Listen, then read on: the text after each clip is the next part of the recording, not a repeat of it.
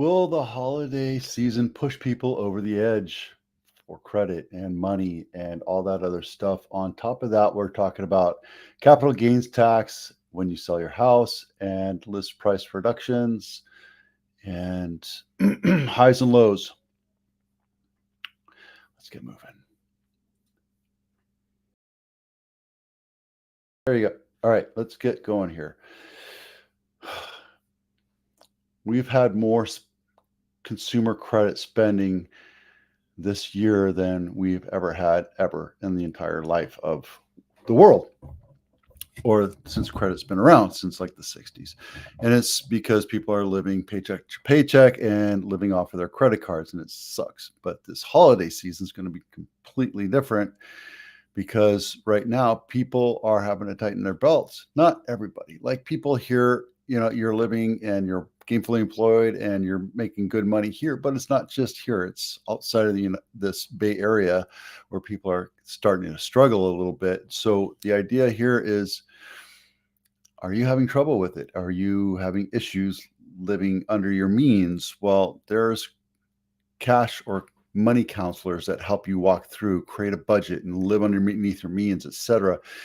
This thing kind of goes off on a different tangent, but what I wanted to talk about today is if you're having issues with money and you can't seem to keep money in the bank and it keeps going through your fingertips, there's a lot of us out there, and I was there many, many years ago. So it's not that it's impossible. It's just something where you have to suck it up, be a little disciplined, and plan for the future and live beneath your means, live below your means, right?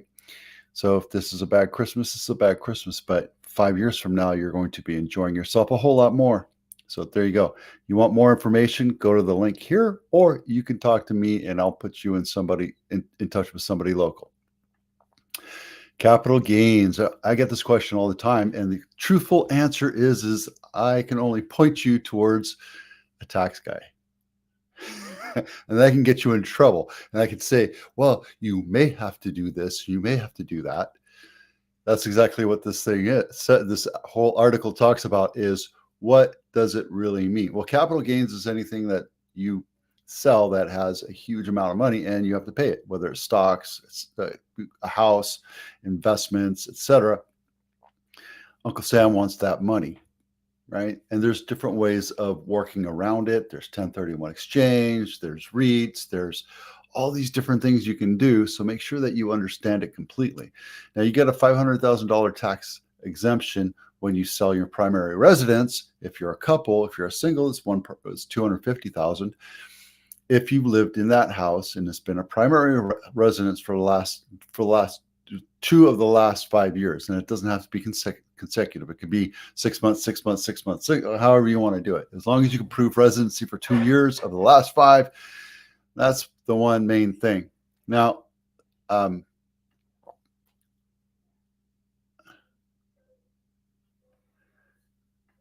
if you move to a different city or different state or a different house, you can also sell it 3 years from now and still get that exclusion. You can absolutely do that.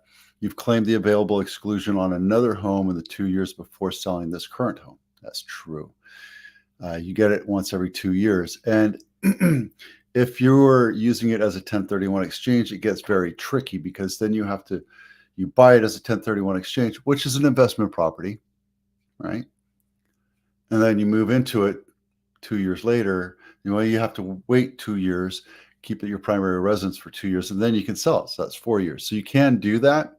You absolutely can. That's a staggered strategy, and you can absolutely do that. And you also have to pay expatriate tax, which is something new. And we'll have to talk about that a little bit more. And what is your capital gains is 15 to 20%, depending on what your tax bracket is. And again, I can't tell you what it is because you have to call and talk to somebody that knows your scenario and is a tax accountant or a tax bookkeeper, licensed tax person. There's a lot of different ways to avoid it, but make sure you do it the right way because Uncle Sam will figure it out and come and get you. And if you've gotten away with it, maybe you can call me and brag about it, and that'll turn you into no, I'm kidding. I'd never drop a dime. This segment is brought to you by the Home Inspection Checklist. If you're thinking about selling your house, drop down this inspection checklist. It's what all the inspectors will look at for the most part. You won't go underneath the house or in the attic, but it allows you to understand what inspectors will look at, and you get them fixed before the inspector comes so that you can get them done before. And it'll make your house look better, and your house will sell for a little bit more. Okay, what is this one? Los Gatos Home of the Week. I don't know why I picked this one, but it's in Saratoga. Is this right?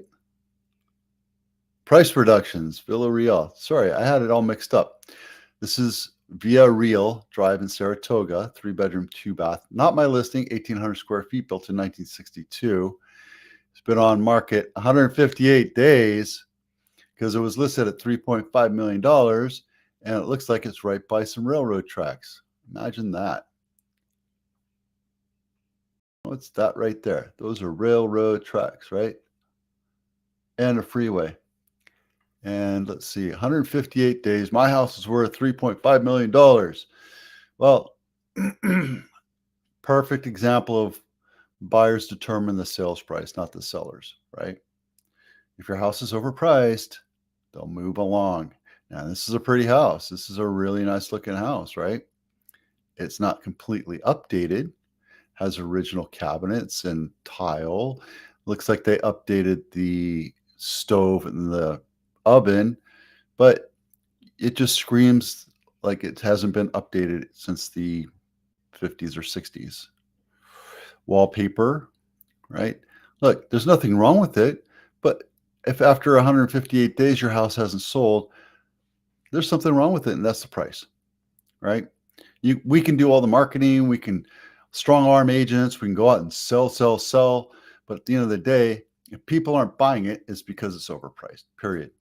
And there's nothing wrong with this house. It's a beautiful house. It just needs to come down and look at the pricing. So they dropped it down $300,000 because it's near the tracks. What is this one? Oh, these are the highs and lows. We'll come to this in a minute. Los Gatos Home of the Week is this the one? Yeah, San Benito Ave. Not my listing. 6-bedroom, 5-bath, 5,700 square feet, a mere $4 million, built in 1918, completely updated. And the reason why I picked it is because it's walking distance to downtown Los Gatos on Santa Cruz Ave. And it's been on market 112 days. Let's see. The original list price was 4.3. Now it's a paltry 4. 106 years old. I don't know if we've looked into this. It's a nice house. Looks like it was updated, years ago.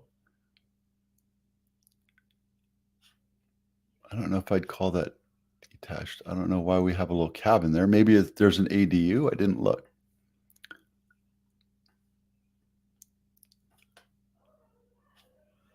Huh. Yeah, there's 2 apartments. So there you go. On top of that, you also get to be a landlord with that one. So that's going to be a little sticky to sell off right there, that one. And these are the highs and lows. Go into it real quick. The high sold price is 5.9 and sold 90% of list price. And the lowest sold price sold at $600,000.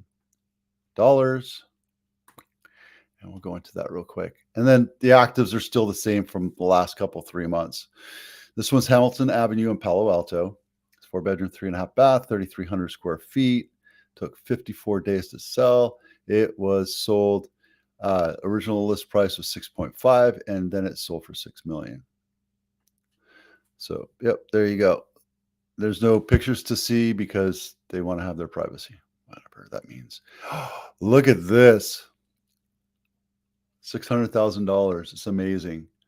Looking at buying a house for my parents in Vegas, possibly trying to talk them into moving to Vegas from Knoxville, Tennessee, so my sister can be with them and watch over them in their older years. $450,000, you get like really nice 20-year-old house. Nice, big, like 2,500 square feet, 4-bedroom,